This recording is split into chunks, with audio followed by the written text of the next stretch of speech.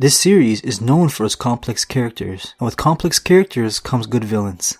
I think to be classified as a good villain, the character needs to have a high threat level. They need to be able to make you feel fear for the characters they are after.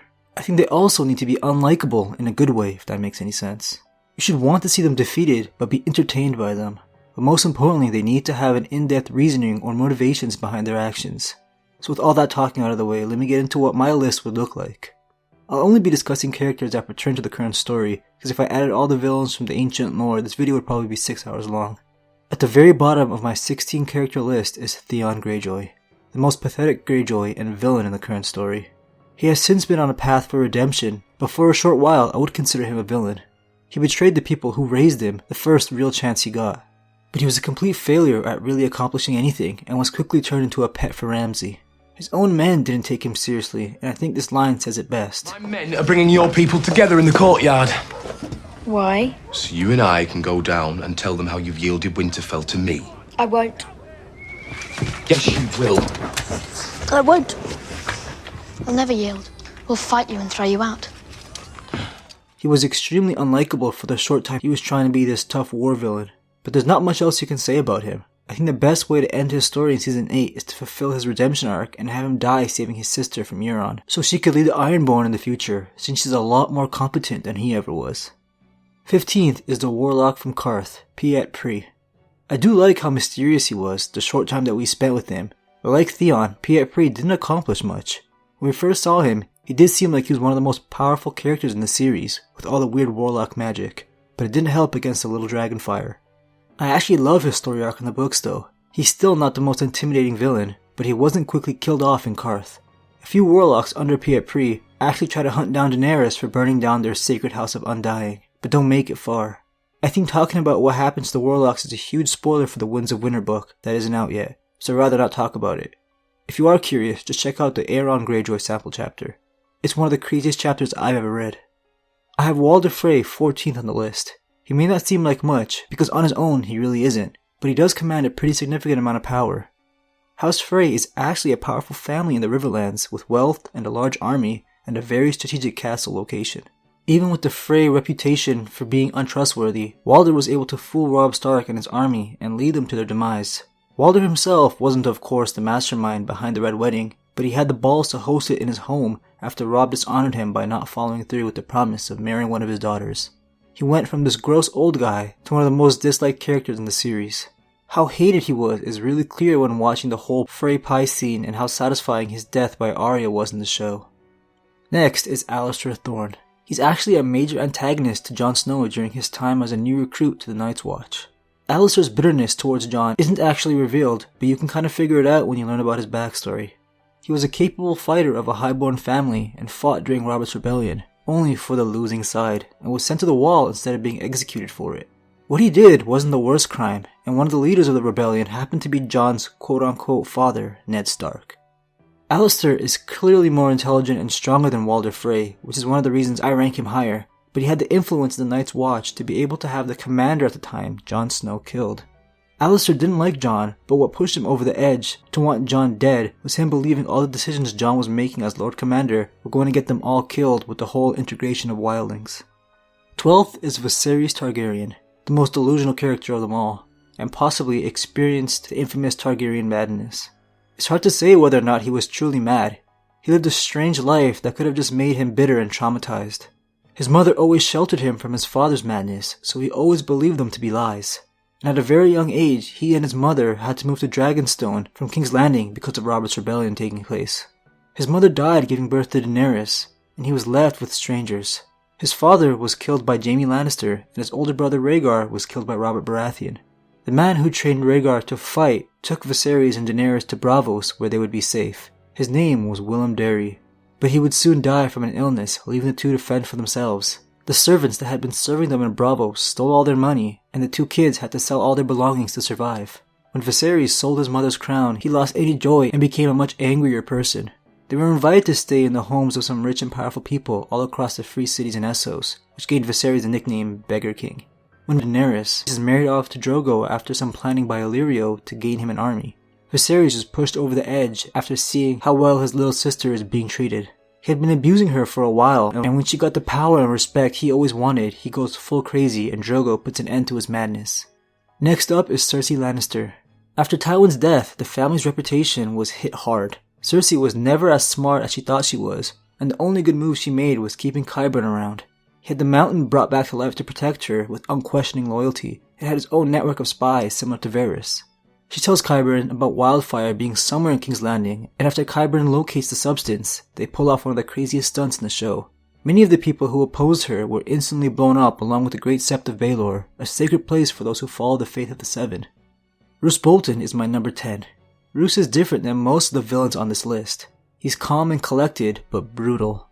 While hunting in the north near his family's home of Dreadfort, Roose decided to just rape an innocent woman, and this story gets much worse. He then had her husband killed because they didn't ask for their approval before marriage. Soon after, the woman he raped would come to Roose with a baby claiming it was his. Roose is known for his pale, cold eyes, and the child had the same eyes, so he spared them. But he cut the tongue of her late husband's brother, so no one could tell the Starks of what happened. Roose was the mastermind behind the Red Wedding, all done to gain the Lannisters' favor. The plan worked, and he was named Warden of the North in place of the Starks. Number 9 is Joffrey. We all know this unlikable child was a spoiled brat, but he also had a nasty obsession for cruelty. This could be the result of being born of incest like a lot of the Targaryens. Joffrey once cut open a cat's belly after finding out it was pregnant. He pulled out one of the unborn kittens to show Robert who he believed to be his father. He hit Joffrey for this sick act.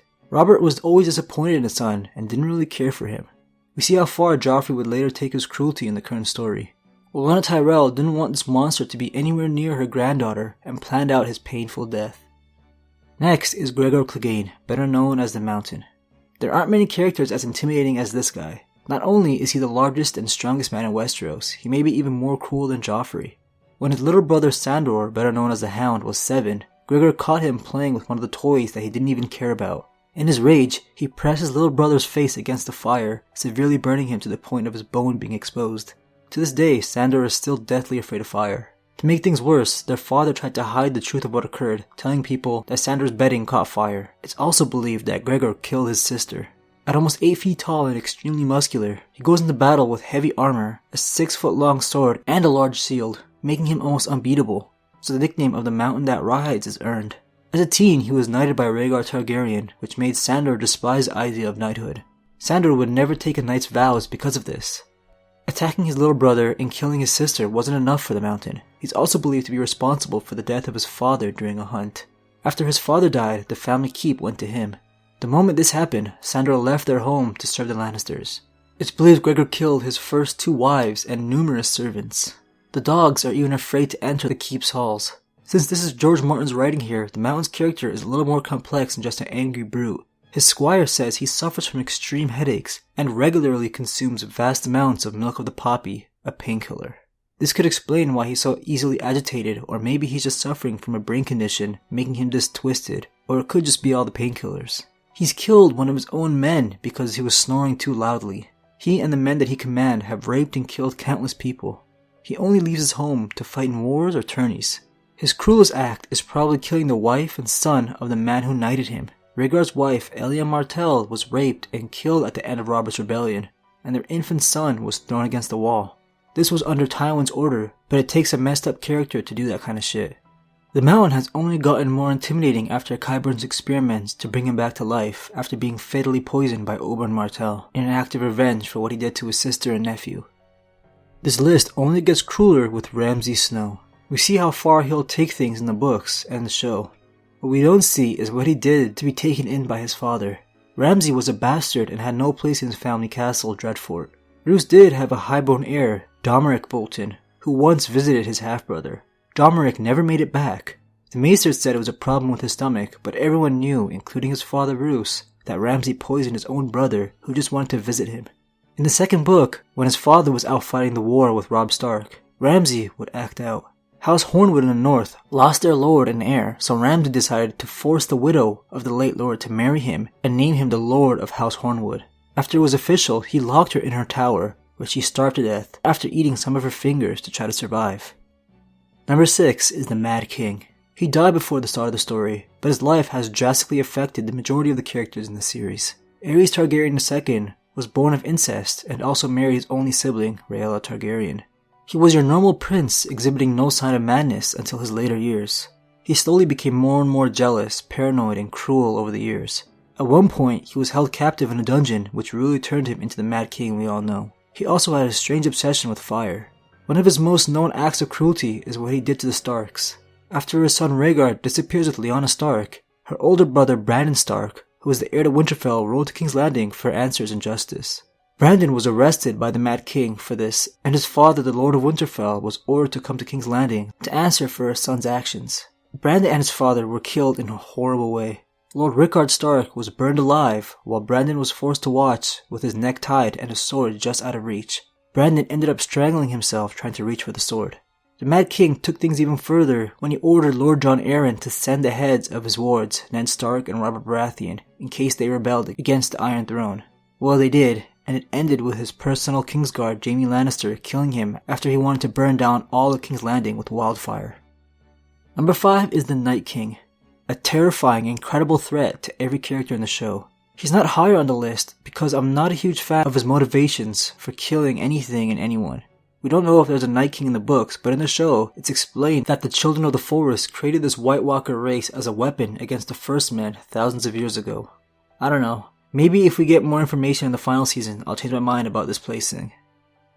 Number 4 is Euron Greyjoy. I know he's a pretty badass villain in the show, but his cruelty in the books and effectiveness in getting shit done is insane. He was exiled from the Iron Islands by his older brother Balon for impregnating his other brother's salt wife. He's been sailing the world as a pirate ever since. His entire crew have had their tongues cut out. He returns home a day after Balon's death, making it obvious it was his doing, so he could take power. He later admits to it.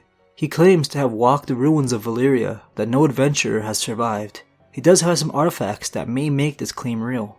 I don't want to say anything more about him because it's hard not to spoil some of the things revealed in the Winds of Winter. Just trust me and go read the Euron Greyjoy sample chapter George Martin put out a while ago. Number 3 is Jaime Lannister. I'm sure a lot of you wouldn't consider Jaime a villain, but I think he definitely was in the earlier story. He's an exceptional fighter who was named to the Kingsguard at only 15, the youngest ever. When he had both hands, he was arguably one of the most skilled fighters in the series. He's only ever wanted to be like the great knights that he's always looked up to, but has only been looked at with disgust from others for being the Kingslayer and possibly lover of his twin sister Cersei. I think he became full-on villain in the very first episode of the show, where he pushed Bran Stark out of the window in hopes of killing him after the twins were caught. He would then challenge Ned in the streets of King's Landing after Tyrion was taken by Catelyn. He did show a little bit of honor here when one of his men intervened in their fight. Jaime is as complex as it gets. In one moment, he's the only one showing love for his little brother, who his family hates, and the next, he's killing his own cousin in an attempt to escape capture. Even though he has shown Tyrion kindness that many don't, he's also the one who delivered his psychological trauma. When Tyrion first met a girl who mutually loved him, Jaime, under his father's orders, told Tyrion that she was a hired whore to make him a man. This was a lie, of course, and the two were already secretly married. Tyrion trusted Jaime more than anyone, so he believed him. Since then, he's always believed no one could ever love him. The peasant girl was gang raped by Tywin's men as punishment. Tywin gave her a silver coin for every man who raped her, and a gold coin for sleeping with Tyrion to teach her the lesson of what a Lannister is worth. A scene that the show didn't add is Jaime confessing what he did to Tyrion, while he was helping Tyrion escape execution for Joffrey's murder. It's clear in the show that Jaime is about to become one of the show's heroes in the final season, but that doesn't change what he's done. Number 2 is Petyr Baelish. I honestly wanted to have Littlefinger be the best villain in the series, but towards the end of the show, his character really became kind of boring. He started off as the ultimate underdog, and I actually always wanted him to be the king after Daenerys and Jon are done dealing with the Night King, because it made the most sense to me. But his end was really unsatisfactory, and I only hope the last couple books do this character a better service. That leaves Tywin at number 1, and he's really the perfect villain. His ambition and personality are all backed by his backstory from having an incompetent and embarrassing father for a lord, who was running their ancient family to the ground. He's an incredible commander that brought his family back from a terrible place to the rulers of the Seven Kingdoms. His story comes full circle when realizing that his legacy that he was fighting so hard to preserve brought the end to him. His twins created a monster of a king that only brought war and death. He hated and was humiliated by his other son, because the one thing in the world that brought him happiness was his wife, and she died giving birth to Tyrion. Tyrion would later be the one bringing Tywin to his death in humiliating fashion. That's my list, but I know our opinions will differ. What would your best villains list look like? Or if you don't have time for all that, who would be at the top of your list? Thanks for watching, guys.